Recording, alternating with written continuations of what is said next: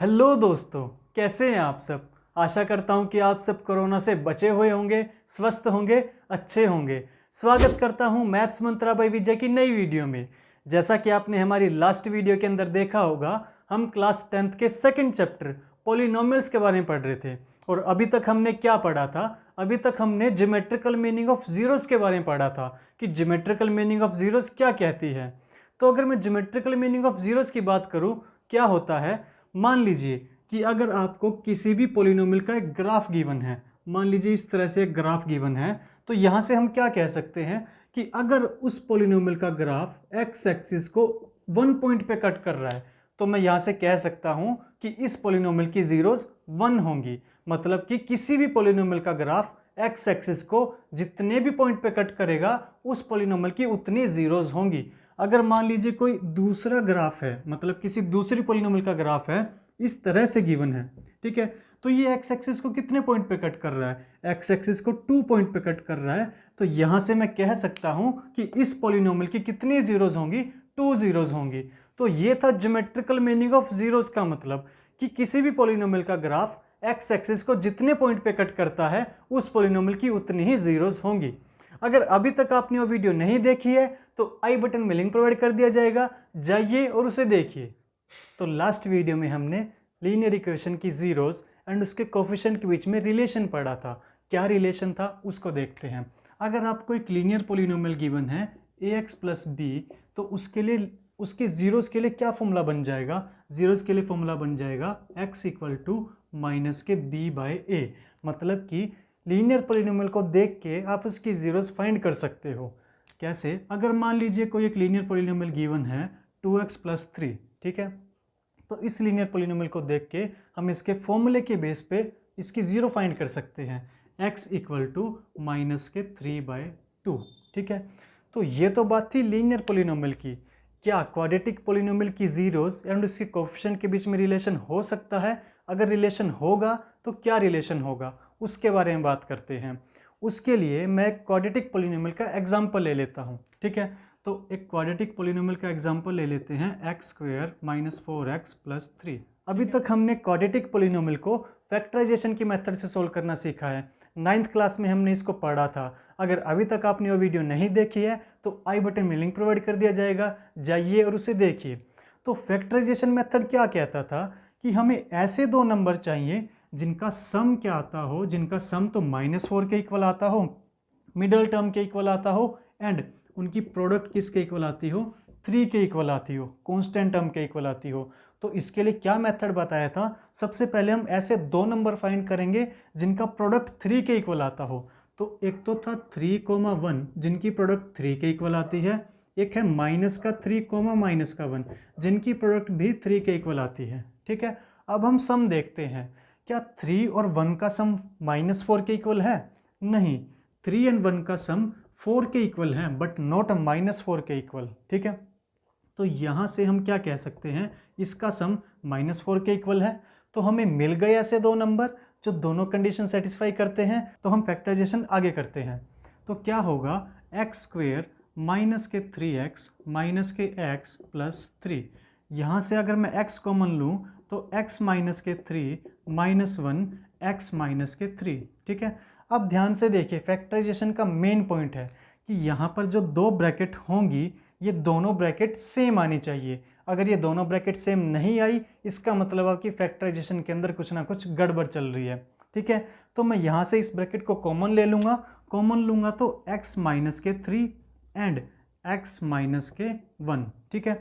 अब इनको अगर मैं जब जीरो के साथ इक्वेट कराऊंगा तो आ जाएगी x की जीरो, मतलब इस पॉलिनोमियल की क्या क्या जीरो आएंगी?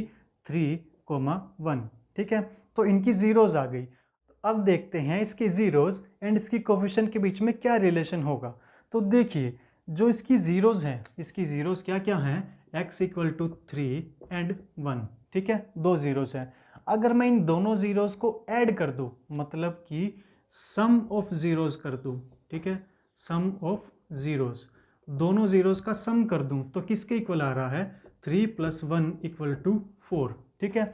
अब रिलेशन देखने के लिए मैं इसको जनरल क्वाड्रेटिक पॉलिनोमियल के साथ इक्वेट कर लूँ, मतलब कि ax स्क्वेयर प्लस में bx प्लस में c। तो यहाँ से a की वैल्यू इस पोलिनोमियल के 1, b की वैल्यू -4 एंड c की वैल्यू 3। ठीक है, अब देखिए सम ऑफ जीरोस किसके इक्वल आ रहा है? सम ऑफ जीरो 4 के इक्वल आ रहा है। 4 के नीचे 1 लिखो, ठीक है, मतलब नहीं कुछ लिखा तो 1 ही है। तो इसको अगर मैं इसके कोफिशिएंट के साथ रिलेट करूं तो क्या फॉर्मूला बन जाएगा? सम ऑफ जीरोस इक्वल टू किसके इक्वल टू आ जाएगा? ध्यान से देखिएगा, सम ऑफ जीरोस किसके इक्वल आ जाएगा? b की वैल्यू क्या है? यहाँ पर -4 है, वहाँ 4 है, उसके लिए हम क्या करेंगे? माइनस अप्लाई कर देंगे, माइनस अप्लाई b/a। ठीक है, ऐसा लिख सकता हूँ।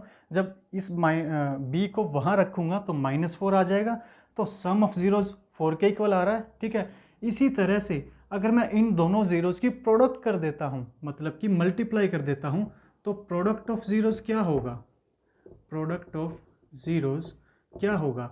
3 × 1 = 3 के इक्वल। ठीक है, अब देखिए प्रोडक्ट ऑफ जीरोस को रिलेट करूंगा इसके कोफिशिएंट के साथ। कोफिशिएंट में किसके इक्वल आ रहा है? c। अब नीचे कुछ नहीं है तो मैं 1 लिख लेता हूं। तो यहाँ से प्रोडक्ट ऑफ जीरोस के इक्वल किसके इक्वल हो सकता है? c की वैल्यू किसके, मतलब 3 की वैल्यू किसके इक्वल है? c के, तो c/a।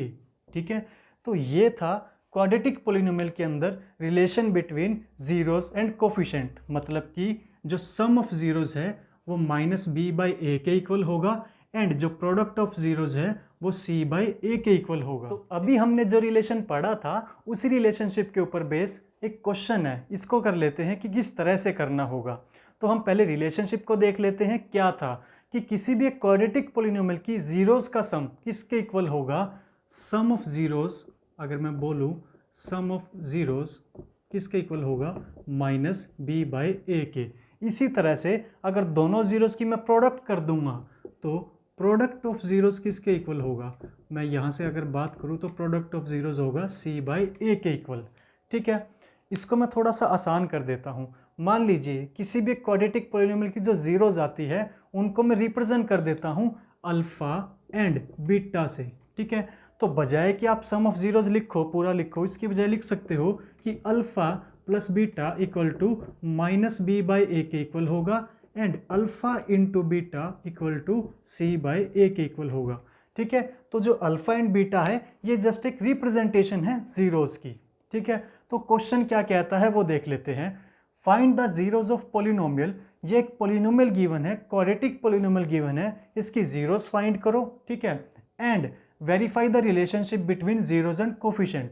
तो सबसे पहले आपको इसकी जीरोस फाइंड करनी होगी, उसके बाद ये जो रिलेशन अभी हमने पढ़ा है उसको सेटिस्फाई करना होगा, उसके बाद ये रिलेशन वेरीफाई करना होगा कि सम ऑफ जीरोस -b/a के इक्वल आते हैं, क्या प्रोडक्ट ऑफ जीरोस c/a के इक्वल आते हैं।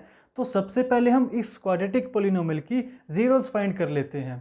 जीरोस फाइंड करने के लिए हमारे पास मेथड है, क्वाड्रेटिक मेथड है। ठीक है, क्वाड्रेटिक मेथड की हेल्प से इसको फाइंड कर लेते हैं।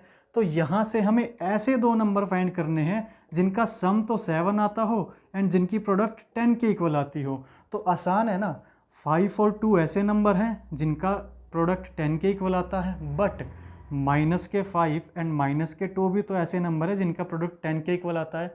बट हम सम देख लेते हैं ना, इनका सम 7 के इक्वल मिलेगा, इनका नहीं मिलेगा। तो वो दो नंबर हमारे कौन से हो गए? 5, 2। हम फैक्टराइजेशन कर लेते हैं। तो x² + 5x + 2x + 10। ठीक है, तो इन दोनों में से x कॉमन आ जाएगा, x + 5। ठीक है, अब देखिएगा इस तरह से कुछ कॉमन लेना है कि जो ब्रैकेट बनेगी वो सेम ये बने। तो क्या कॉमन लोगे? +2 कॉमन ले लेते हैं, +2 कॉमन लोगे तो x + 5 आ गया। अब ध्यान से देखिए, ये वाली ब्रैकेट एंड ये वाली ब्रैकेट दोनों सेम बन रही है, तो हमारा फैक्टराइजेशन ठीक चल रहा है। ठीक है, तो मैं दोबारा कॉमन ले लेता हूँ, x + 5 कॉमन आ जाएगा, अंदर बचेगा x + 2। तो यहाँ से अगर मैं जीरोस की बात करूँ, इस पोलिनोमियल की क्या जीरोस होंगी? तो आ जाएगा x = -5 एंड -2। ठीक है, फर्स्ट पार्ट तो हमारा हो गया, हमने इस पोलिनोमियल की जीरोस फाइंड कर ली। अब बचा कि इस रिलेशनशिप को सेटिस्फाई करवाना है कि जब सम करवाओगे जीरोस का तो क्या वो -b/a के इक्वल होगा एंड जब प्रोडक्ट करवाओगे तो क्या c/a के इक्वल होगा। तो उसके लिए इसको जनरल क्वाड्रेटिक पोलिनोमियल से इक्वेट करके a, b एंड c की वैल्यू निकाल ले। तो इसको जब इक्वेट करोगे ax² + bx + c, तो यहाँ से a की वैल्यू आ जाएगी 1, b की वैल्यू आ जाएगी 7 एंड c की वैल्यू आ जाएगी 10।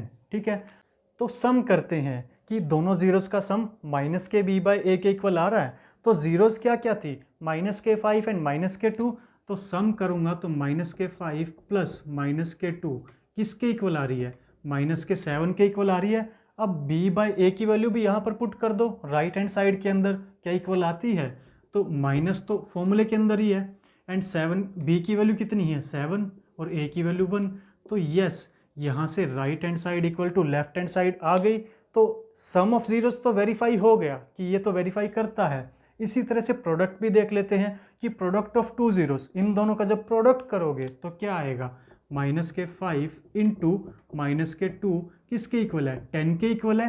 तो राइट साइड में वैल्यूज पुट कर दो, राइट साइड में c की वैल्यू क्या है 10 है, 10 बाई 1। तो यस, वेरीफाई हो गया ना रिलेशन, सम ऑफ जीरोस भी इक्वल आ रही है एंड प्रोडक्ट ऑफ जीरोस भी इक्वल आ रही है। तो इस तरह के क्वेश्चन ऐसे करने होंगे। सबसे पहले आपको फैक्टराइजेशन की हेल्प से पॉलिनोमियल की जीरोस फाइंड करनी होगी। उसके बाद जो गिवन रिलेशन है, जो अभी हमने रिलेशन फाइंड किया है, उसके अंदर वैल्यूज पुट करके आपको चेक करना होगा क्या left hand equal to right hand आ रही है दोनों के अंदर। ठीक है, तो इस तरह से क्वेश्चंस होंगे ये। माइनस बी बाई ए की वैल्यू है 3 के इक्वल एंड सी बाई ए की वैल्यू है 2 के इक्वल। अब देखिएगा यहाँ पर सिर्फ 3 लिखा हुआ है तो मैं ऐसा लिख सकता हूँ 1। ठीक है, 2 लिखा हुआ है तो लिख सकता हूँ 1। अब देखिए न्यूमिनेटर को न्यूमिनेटर से इक्वेट करवा दो दोनों इक्वेशन के अंदर, इसमें भी, एंड डिनोमिनेटर को डिनोमिनेटर से इक्वेट करवा दो दोनों इक्वेशन के अंदर। तो जब फर्स्ट इक्वेशन के अंदर न्यूमिनेटर को न्यूमिनेटर से इक्वेट करवाओगे तो आ जाएगा, अच्छा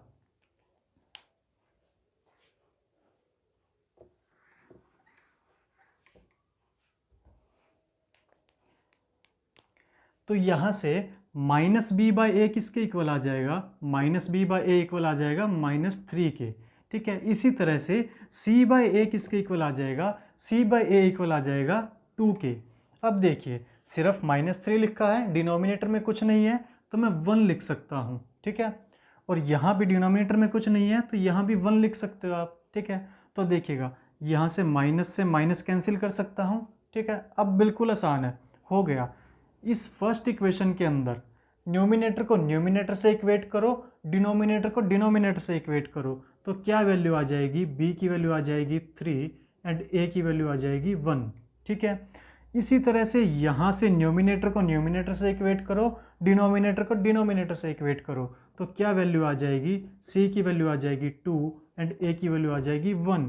अब एक बात ध्यान दीजिएगा, यहाँ पर a की वैल्यू 1 आई है तो कंपलसरी है यहाँ पर a की वैल्यू 1 ही आनी चाहिए। मतलब कि दोनों इक्वेशन के अंदर डिनोमिनेटर में a है तो दोनों इक्वेशन के अंदर a की वैल्यू सेम आनी चाहिए। ये नहीं कि यहाँ डिफरेंट कर दोगे यहाँ डिफरेंट कर दोगे तो कन्फ्यूजन हो जाएगी। ठीक है, तो ध्यान रखिएगा। अब अगर मुझे कोई भी जनरल क्वाड्रेटिक पॉलिनोमियल कैसे गिवन होती है, ax² प्लस bx प्लस में c, तो यहाँ से a b c की वैल्यू पुट कर दूंगा तो कर दीजिए, x का स्क्वायर प्लस में 3x प्लस में 2, ये आ गई आपके पास पॉलिनोमियल। अगर आपको सम ऑफ जीरोस गिवन हो and product of zeros given हो तो आप पॉलिनोमियल फाइंड कर सकते हो। तो अभी जो हमने रिलेशनशिप पढ़ा था उसके बेस पर कुछ ऐसे क्वेश्चंस भी पूछ सकता है जिसके अंदर क्या बोला गया है, जिसके अंदर आपको सम ऑफ जीरोस गिवन है and product of zeros given है और आपसे पूछा गया है कि क्वाड्रेटिक पॉलिनोमियल क्या होगी। ठीक है, ऐसे क्वेश्चंस को हम किस तरह से करेंगे चलिए देखते हैं। आपको गिवन है सम ऑफ जीरोस किसके इक्वल है, सम ऑफ जीरोस -3 के इक्वल है। ठीक है, -3। सम ऑफ जीरोस क्या था, मतलब कि alpha plus beta equal to -3 के इक्वल है। ठीक है, तो यहाँ से हमें फॉर्मूला भी पता है क्या होगा, तो ये -b/a के इक्वल था।